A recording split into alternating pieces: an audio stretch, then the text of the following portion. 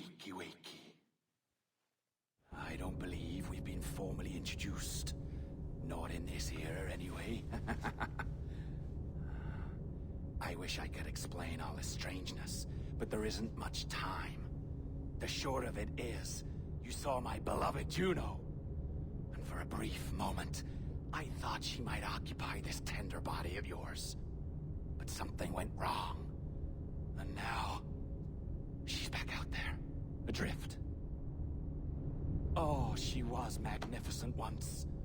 One of a race of beautiful, wonderful creatures. They created your kind. Did you know that? Your people were tools of them. That's all you have ever been. That's all you should ever be. One day soon, I hope. For the world is nearly ready for her return. Wired. Prepared for a second coming. Uh-oh. Here they come. Those Templars. Or maybe assassins this time. Idiots. All of them. I envy you. It was her wish that I be here to greet her. It was her experiment that made it possible for my rebirth as one of these things. Ah! Stay down! Get down on your back! Now! He's got a gun! Guide me into the grave, beloved! I am your instrument! Put the gun down! Drop it! Drop your weapon!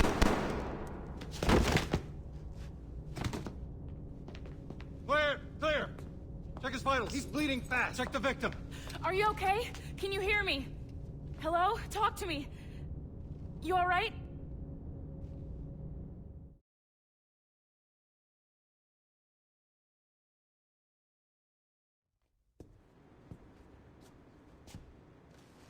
There you are.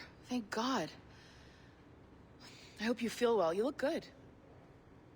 Can you stand?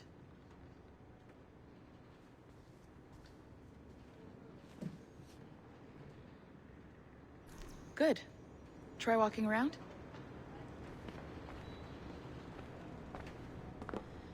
A doctor came by, said there wasn't anything to worry about. That the liquid in the syringe was far, far below a lethal dose. I feel terrible about all this. About everything. All our evidence pointed to you, but it was John all along. God, the things we found on his computer.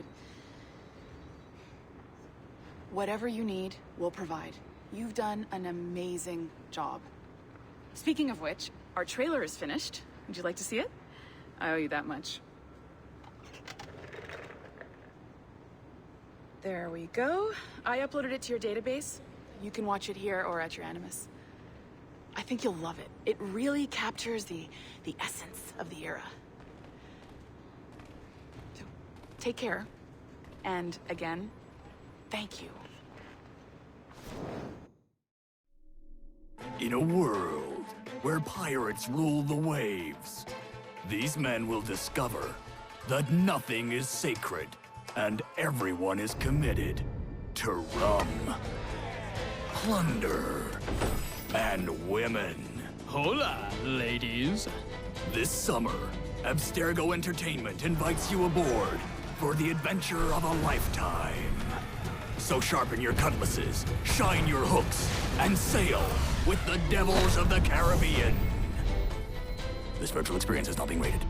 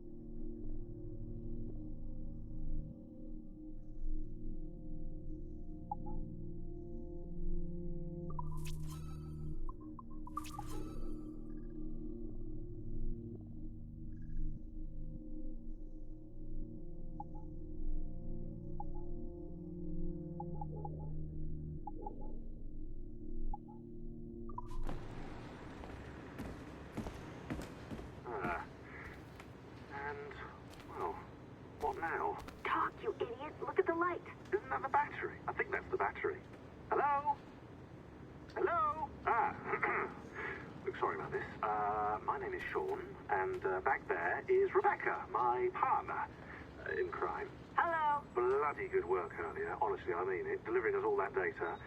It's really just too bad that our man on the inside was such a, how to put it? Fanatic. Fanatic is the best word, I suppose. We take who we can get. Exactly. Well put. We saw in John an opportunity to burrow deeper into Abstergo's cloud servers, and I'm not ashamed to say we took it. Not realizing, of course, that he was enlisting you to help him. And to blame, should anything go wrong. I suppose it all worked out very nicely in the end. Most of it, anyway. What Sean really wants to say is, if you're up for more hacking, we are too. John gave you level 3 security clearance before you died. You should use it. The assassins don't have the resources to pay you like the Templars do, but we'll make it worth your while. Look, we should really cut it short, Bex. 20 seconds. All right. Good luck. Cheers, mate. And top-notch work. Really top. Give yourself a pat on the back. And happy hacking.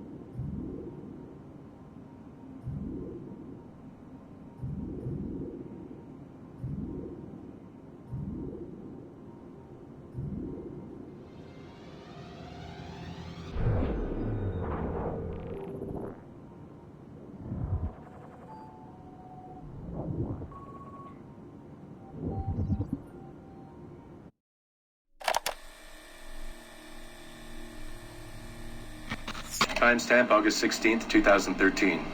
The following audio clips were selected from over 160 hours of reel-to-reel tape found in the residence of the late Dr. Warren Vidic following his murder in December 2012.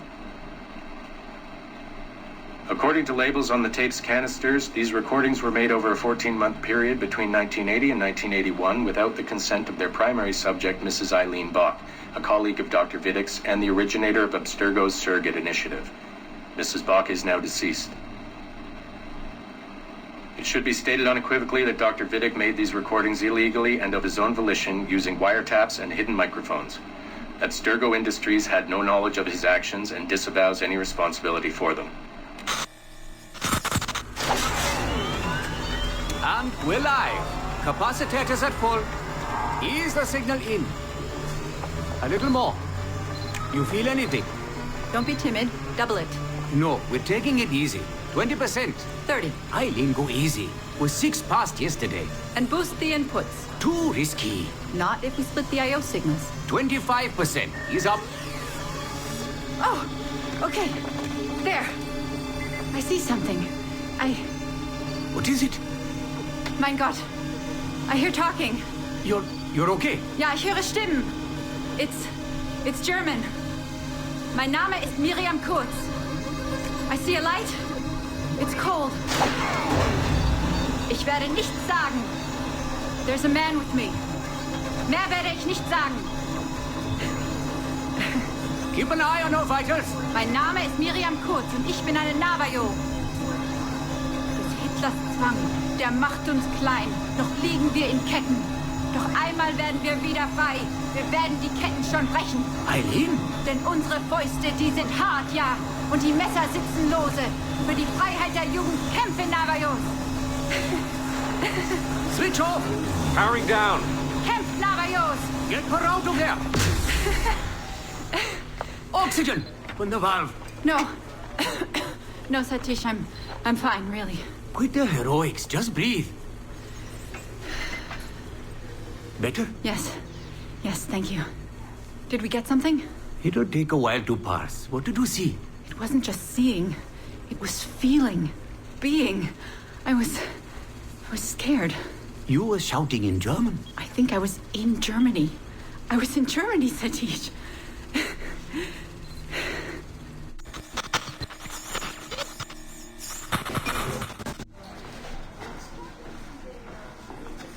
Good morning. Well rested? Exhausted.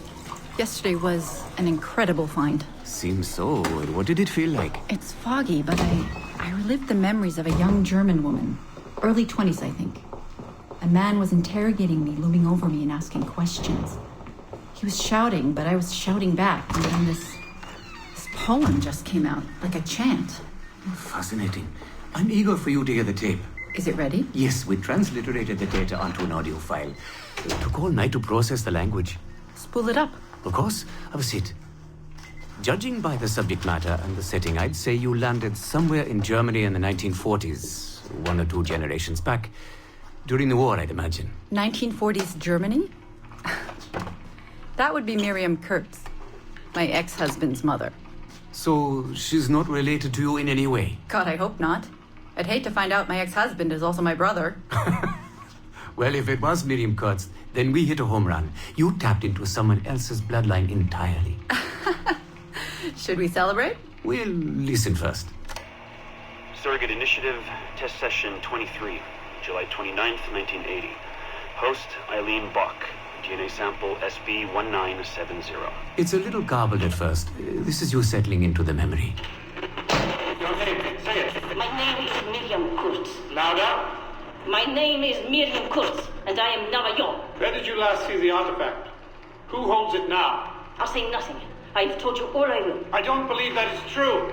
Who has the artifact? Hitler's dictates make us small, and are bound in chains. But one day again, we shall walk tall. No binds will us restrain. Enough! For hard our fists, yes, and the knives at our wrists for you to be free. Navajos lay siege. Knock her away. Navajos lay siege. And that's where we pull you out. Whoa. What would it take to get a visual render of all that? Months, unfortunately. It took 13 hours just to process the audio. Visual takes much longer. But Vidic is able to record audio and visual in real time. How does he do it? His subjects are exploring their own genetic memories. That requires much less processing power. Hold on, sorry. Eileen here. Hello. You have 10 o'clock in Lillian's office. It's 10:13 now. Oh, shit. I'm sorry. Tell her I'll be right there. And tell her we have some good news. No problem. You in trouble? The monthly progress report.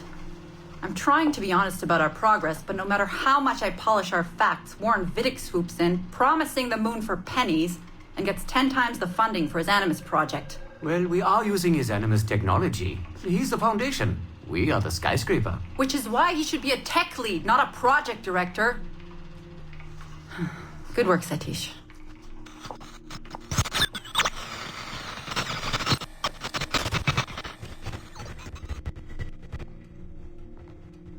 It's incredible footage, really. Clear and vivid. And the subject was synced for a full 62 minutes. Came out speaking French after his last session. Passably fluent. And with full recall of everything he'd gone through. Sorry I'm late. I was reviewing some data. It's fine. Warren was just telling me about his first subject, Mr. No names. Call him Subject 1. Confidentiality. And how about you, Eileen? What's your good news? Well, we did it. We synced with an unembedded memory outside the bloodline. That's a first. Really? Satish was able to process the audio today. A short clip. You can hear it for yourself. Only audio? No real-time memory feeds like Vidic has? Well, that's the difficulty with surrogate genetic memory data. Because I'm viewing memories not embedded in my own DNA, we can't rely on my cognitive faculties to help me process the signal. All we can do is record the raw data and transliterate it later. Hold on. You're running this experiment on yourself? I am. It's going well. I don't like the sound of that. Look, the sample I'm using, the DNA comes from my own son. It's safer this way. Ah, good thinking. 50% of my son's DNA is also mine, which reduces the danger by a huge margin. Meaning, I can now explore the memories of people who aren't directly related to me, on his father's side. But for brief periods of time, I imagine. Right. Just a minute or two so far, but we're getting there. Come by the lab and listen for yourself. I will, when I have a moment. Unfortunately, work beckons. Ladies? That man is colder than a San Francisco summer. Stay focused, Eileen. You both have important work to do. Obviously. But my work requires his Animus technology. I feel a little caged in. That's collaboration, Eileen. It's how science works. I shouldn't have to remind you. I know. I'm just tired. Stop by and see us today. We have a lot to share. If not today, then this week sometime. Thank you.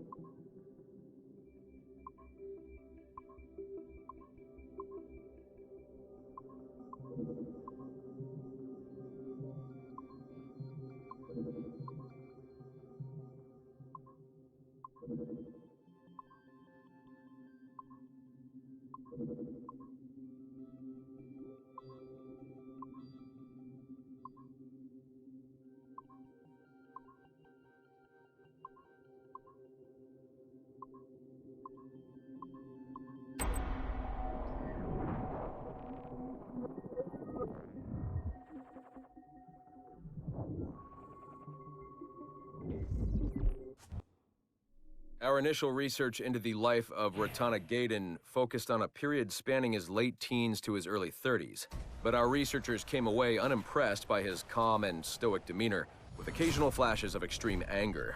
This was not the sort of leading man we felt comfortable endorsing. We decided, therefore, to delve into his early childhood, with the hope that scenes of pre-colonial America might hold some appeal. As you can see here, there is a certain naive charm and innocence to this young boy. Unfortunately, our researchers found this young man's story deeply problematic as well. For one, the omnipresence of the Mohawk culture lacks the balance necessary to tell the true story of America.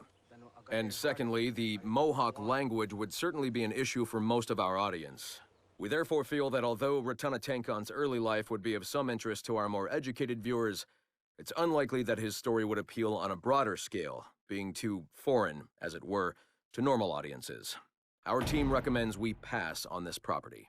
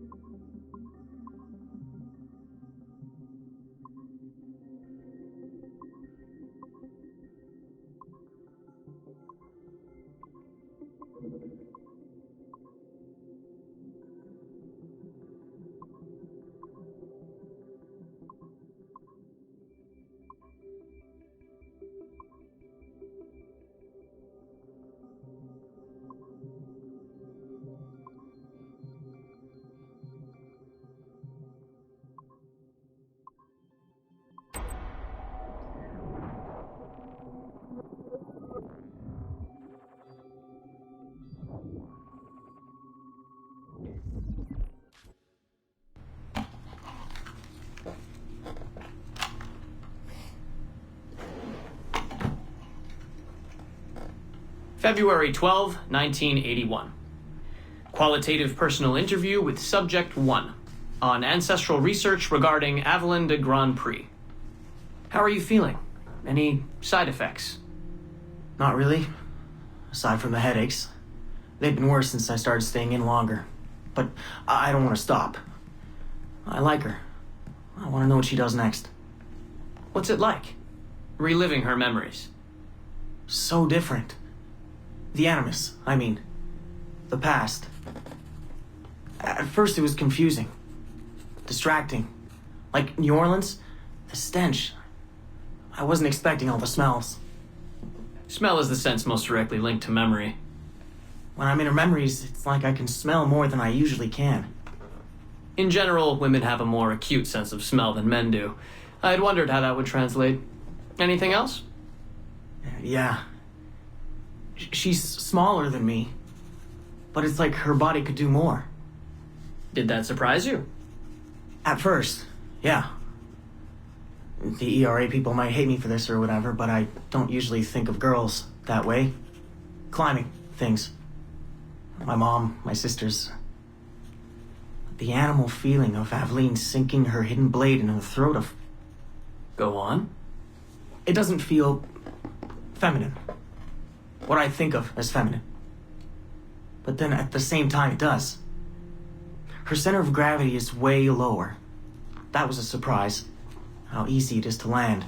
How steady I am on her feet. Sorry. This is hard to talk about. No, it's fascinating. This is what we need. Pure experience, in your own words. Okay. Can you tell me about Gerald Blunk? What about him? He and Evelyn were close, but we haven't been able to ascertain if he might be your missing ancestor. Do her memories suggest anything to you? Does this make you uncomfortable? Remember, these are her memories. You're just playing them back. It's not even acting. You're a researcher. Like you say, I haven't experienced her consummating anything. That would be... Anyway, I think maybe she was confused. Oh. Well, first of all, I don't really know for sure, okay? I mean, guys think about sex more than girls, right? That's a fact. As a researcher, what did you observe? Does it mean she's more like a guy if she thinks about... Is that why she's able to assassinate? Well, okay, here's the thing. I don't know her thoughts, but from what's in her memories, physically, the fidgeting, some hesitation, what she looked at, who she looked away from, the things she didn't say when I expected her to. If I had to guess what it meant, I would think she was thinking about sex. But I'm a guy, so I would think that, right? So what does it mean for women to act that way? It has to mean something else, right? As a subject, you're able to observe more finely than I am in review. What about unwanted attention from men? Well, I thought that would be the hardest thing to deal with. I'm not into that, for the record. Not at all. Yes, I know. But the way she dealt with it, it happens so often.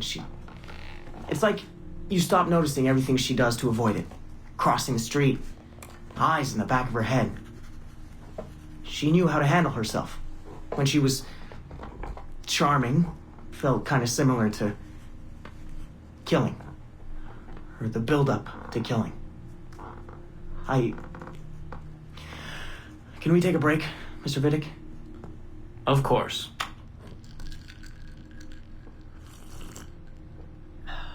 We're ready to go on? Yes. Evelyn was black.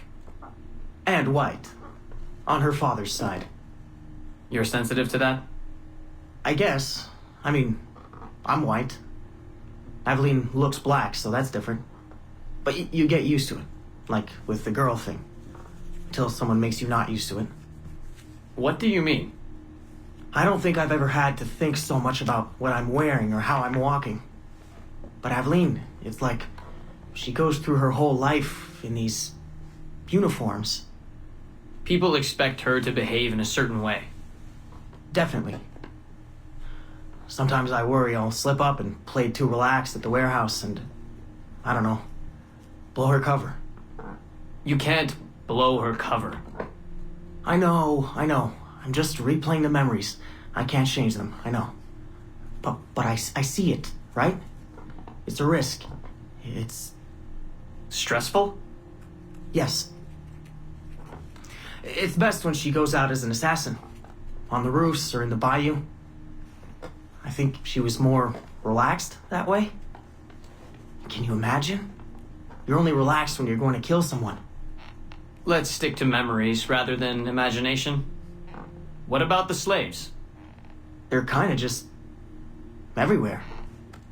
I mean, that sounds bad. Slavery is bad, but no one's acting like slavery's bad. It's fun when she frees slaves. Is it supposed to be fun? We're not looking for supposed to. Focus on what it is.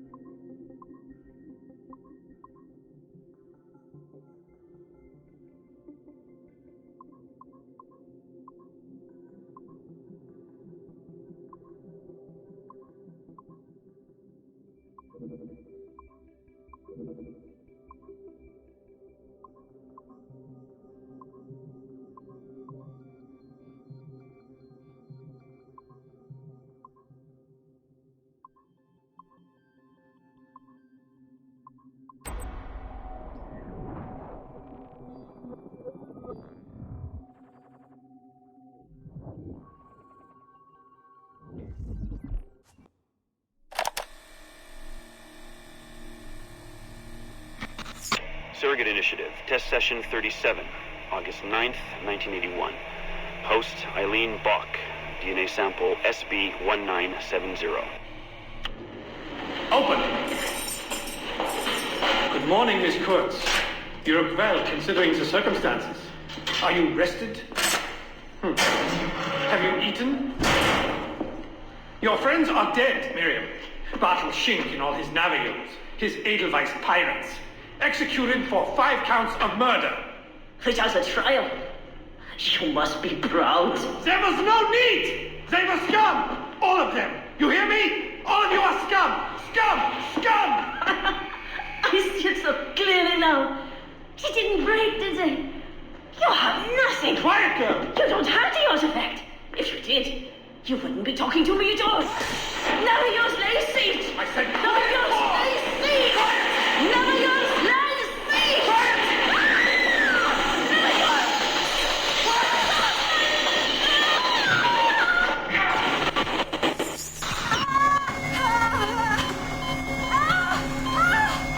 Get her out! Get her out!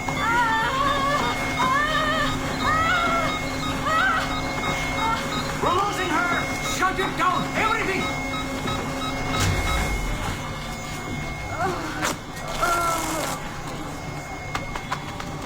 Eileen, open your eyes. Can you hear me? Eileen! Eileen! Power's off! Get the position in here! Step aside, son! Eileen, talk to me. Can you open your eyes? Clear! Oh, God. No response.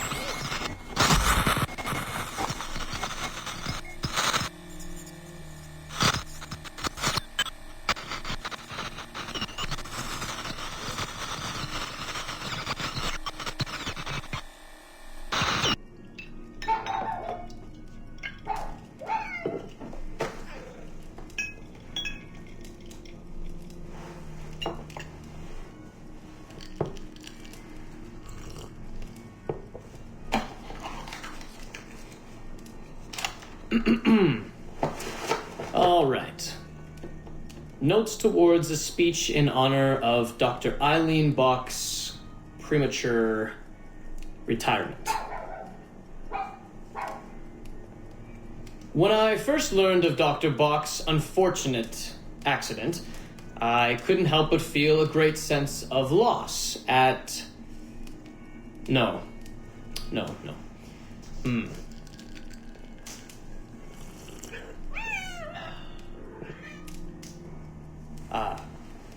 Dr. Eileen Bach has and always will be a friend and colleague.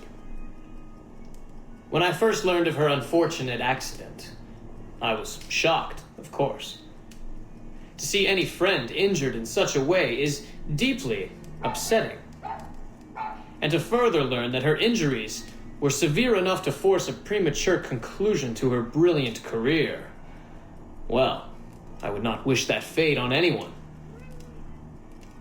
But if there is any solace to be found in her accident, it may be this: that she was injured in service of her research, in service of work that she cherished most dearly.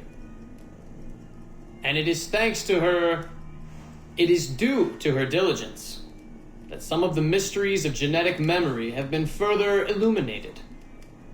And while it is true that work on her project, the Surrogate Initiative, as she called it, has been temporarily halted, the copious amount of work she has done over the past 3 years has been incredibly valuable. So while her work has been suspended for the time being, her legacy will most certainly live on.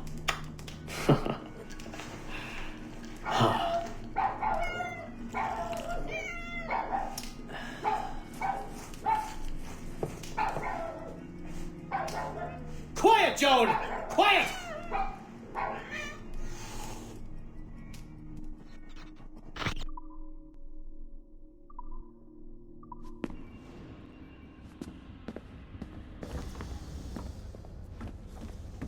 Olivier Gardnon, il est plus là.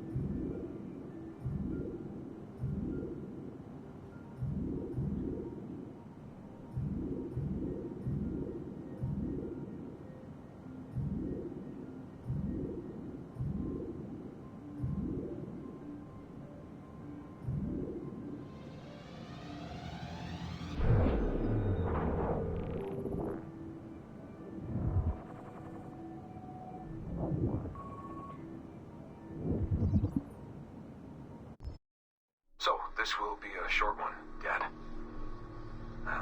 Something to remember me by if things go south.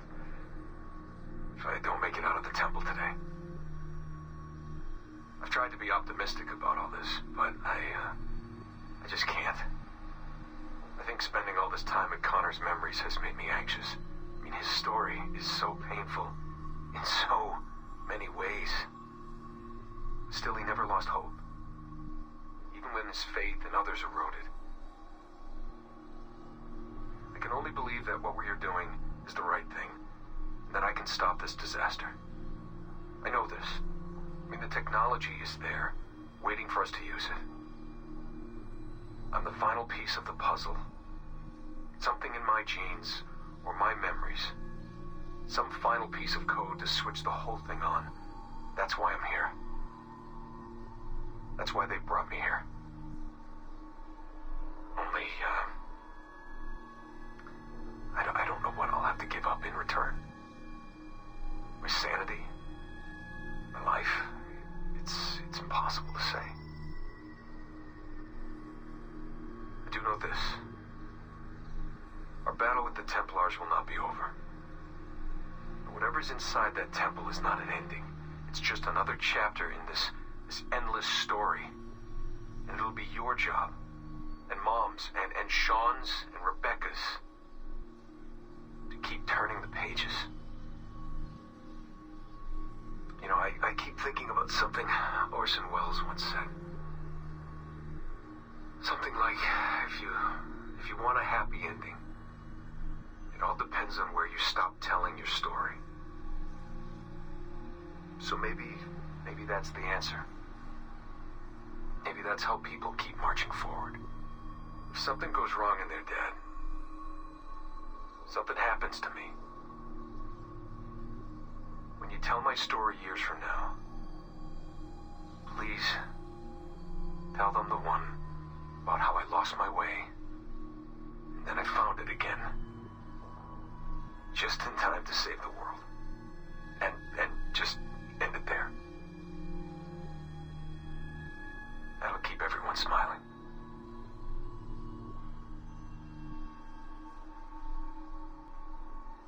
Goodbye, Dad. Say hello to Mom. Tell her I love her, okay? Tell her I love you both.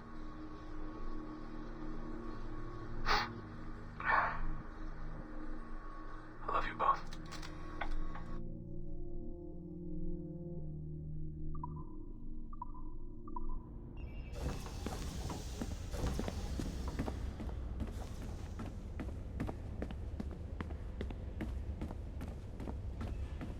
So, you managed everything?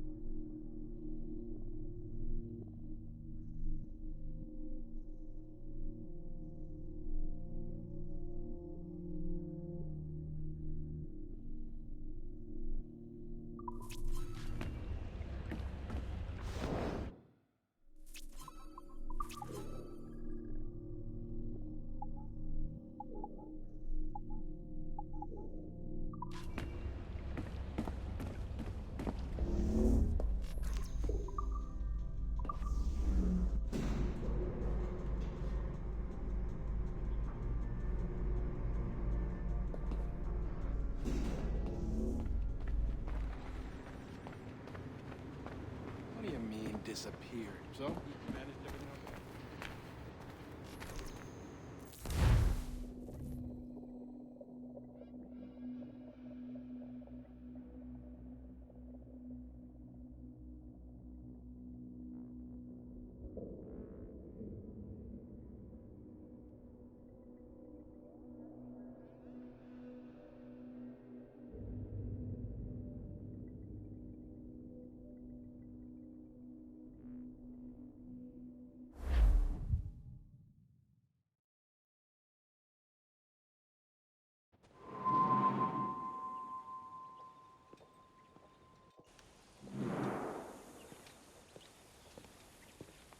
Gentlemen, how do you find it here? It will work for us. But our goal must be to scatter our operations. To live and work among the people we protect, just as Altair ibn La'ahad once counseled. Well, until that time, it's yours as you see fit. Edward, Captain Woods Rogers survived his wounds. He has since returned to England, shamed and in great debt, but no less a threat. I will finish that job when I return. You have my word.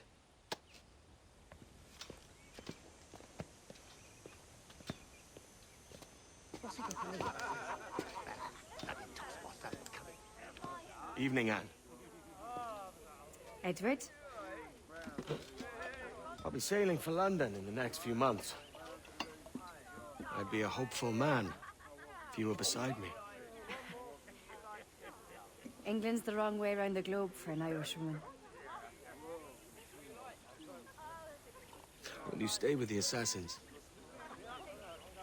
No, I haven't got that kind of conviction in my heart. You? In time, aye. When my mind is settled and my blood is cooled.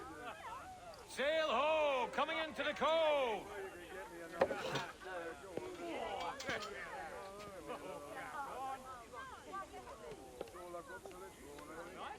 You're a good man, Edward. And if you learn to keep settled in one place for more than a week, you'll make a fine father too.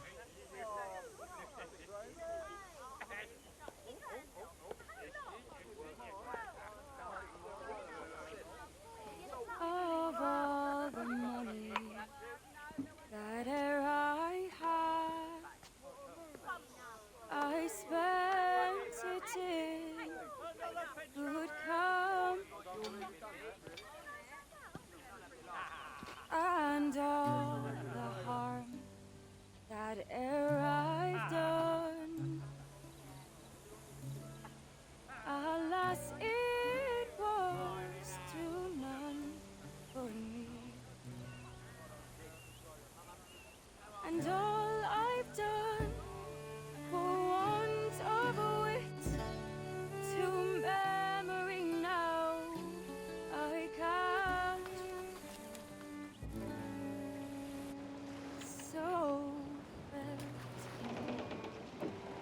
the parting glass. Good night and joy be with you all.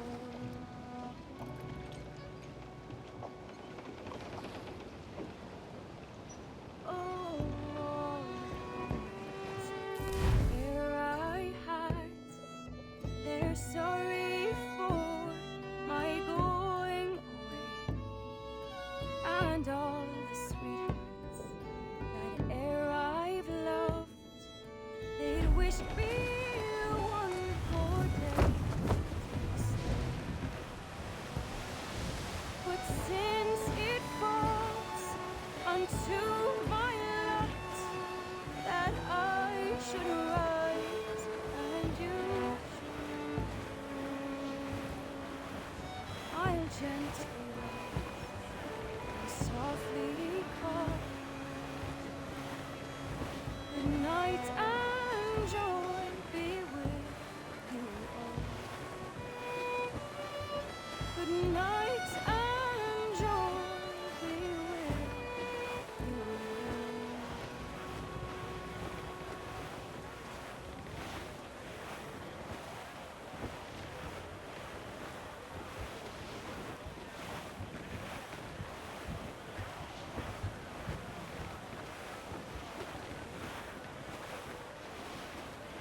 Father, did you always know how to sail a boat? The Jackdaw is a ship, Jenny, not a boat. But did you always know?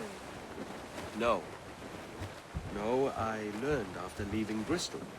After you left Mother? Well, I didn't leave without saying goodbye, that is. It was an arrangement, you see, between your mother and me. She said you left her. She said you always talked about sailing a boat and making money in the New World. I did always want to sail a ship. That's true. But not for a lark. To support us. To take care of her. And And you? Not me. Mother said you didn't know about me. She said you wrote only once a year and that she never knew where to find you. That's all true, and I'm sorry for that. If I'd known earlier... I don't know. I might have come home. I hope that I would have. Well, you were busy. That's what I think.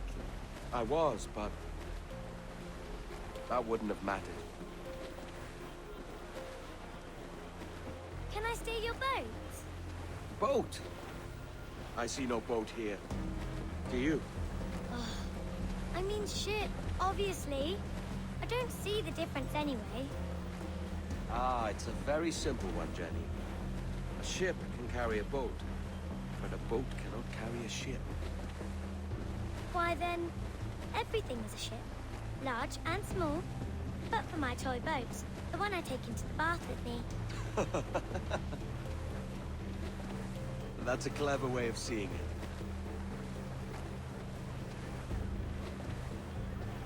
Is it hard to talk about Caroline, Jenny? About your mother? No. She passed some years ago. I miss her, but it's all right. Was she in pain? I don't know. I don't think so. She was very happy for quite some time.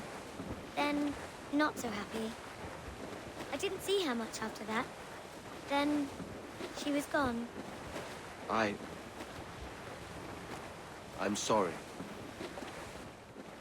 I'm sorry I wasn't there for you. It's all right. You're here now. And we're on an adventure. Only a little one, I hope. I can't handle too many more surprises. Do you think we'll see a whale? Yes, there's a very good chance. And what about pirates? Will I see pirates? No. Not much chance of that, I think. Oh, that's rather sad. I should have liked to have seen one. Tell you what, Jenny.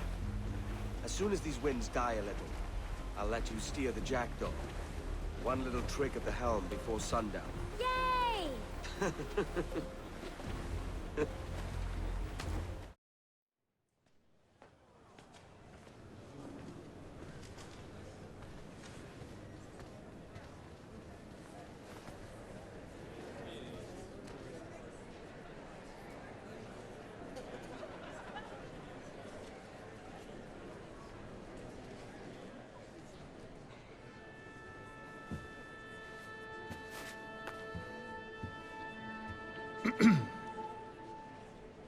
Miss Jennifer Kenway, may I introduce myself? Jennifer Scott, if you please.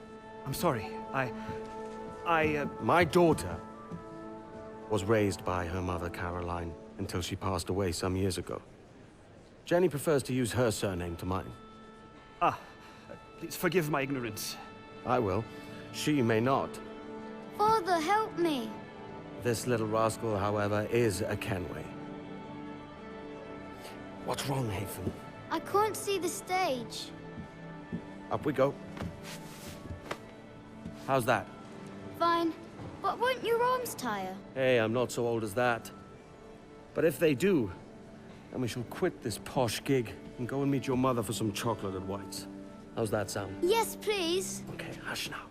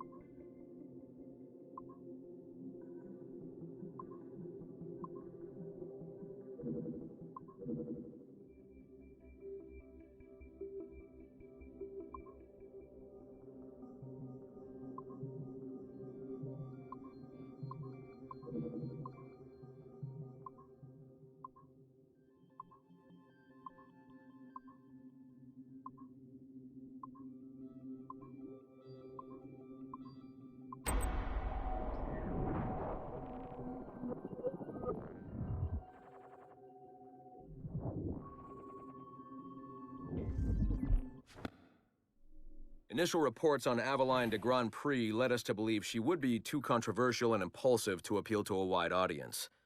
Teenage memories show her brainwashed and trained to kill political foes of her highly unstable mentor, Agate. Additionally, Aveline spent a disappointing amount of time in the Louisiana bayou, consorting with smugglers of the lowest kind. Oh, I try never to think. Which we felt risked her appeal to our female audience, which is now approaching 50%. However, as Aveline matured, a new side emerged. A well-mannered and considerate lady of poise and compassion. Aveline came to embrace a new mentor, her stepmother, Madeline Delisle, a tireless fighter for the rights of slaves. Thank you, Madeleine. With some editing to prioritize this relationship, we feel Aveline's story will more than meet our needs. Our team recommends a go on this property. Get this one to market quickly.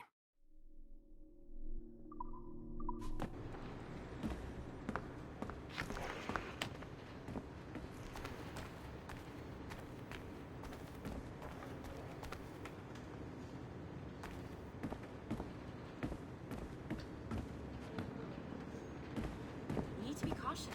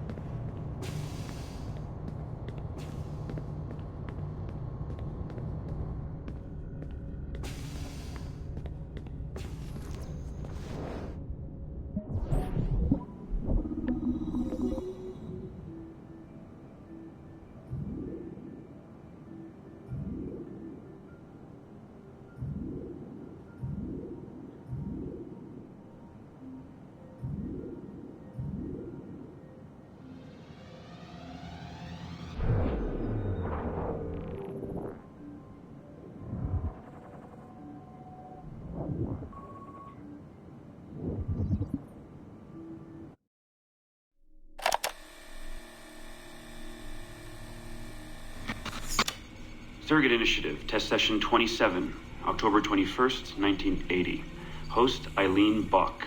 DNA sample SB1970. Miriam, my dear girl, there is no good reason for you to be here. But your intransigence requires that I detain you until you give me information I can act upon. The location of the artifact, perhaps, or the whereabouts of your leader, Bartel Shink. Just a little something to give Minister Goebbels some encouragement that we are on the right track. How about a nice hug? He looks so sad in all his photographs. Yes, he does, doesn't he? Perhaps you could pay him a visit yourself. He likes beautiful women. Actresses, musicians. Pirates? That's right, pirates. Pirates of the Edelweiss. Isn't that what you kids call yourselves? It's very amusing. And illegal, of course. Breaking Hitler's laws is half the fun. Oh, I imagine so. I imagine you were having a wonderful time just before we captured you on your insurgent friends. And that's the end of it. Damn it. Why can't we sustain the signal for more than just a few minutes? I need to relax. That's not the issue. This is dangerous work. These memories aren't in your bloodline. That's why it's not holding. There's got to be a solution. Any idea what they mean by the artifact? I've heard it a few times now. Not sure. I don't think Miriam knew either. Not much comes into her mind when she asks about it. But she's protecting the other members of her group, the Edelweiss Pirates or something? Yeah. Bartel Shink. Have we looked him up? No, we can. We should. Put your intern on it. Right. High priority. Yeah. This isn't getting any easier. Jesus.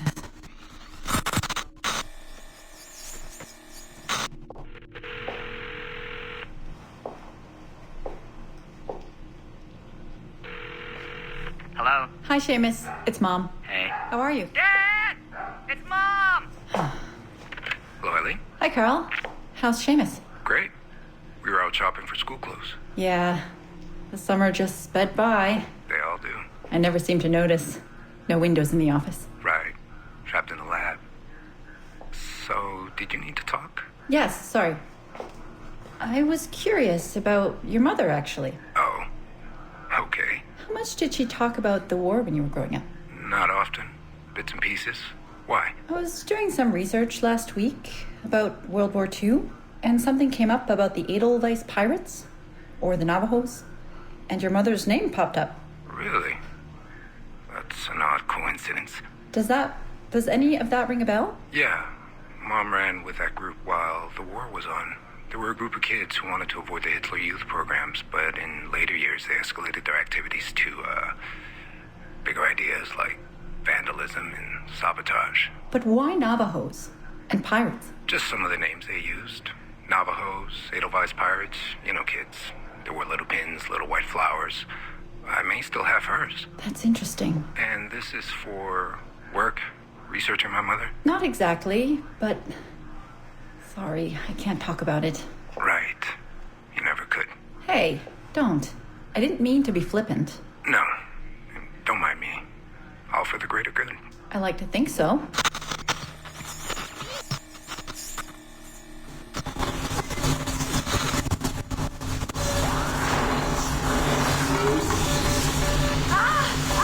Power down. You all right? Damn it! 5 months of this bullshit! We're floundering. Take it easy, Eileen. You're just stressed. I am not stressed. I'm frustrated.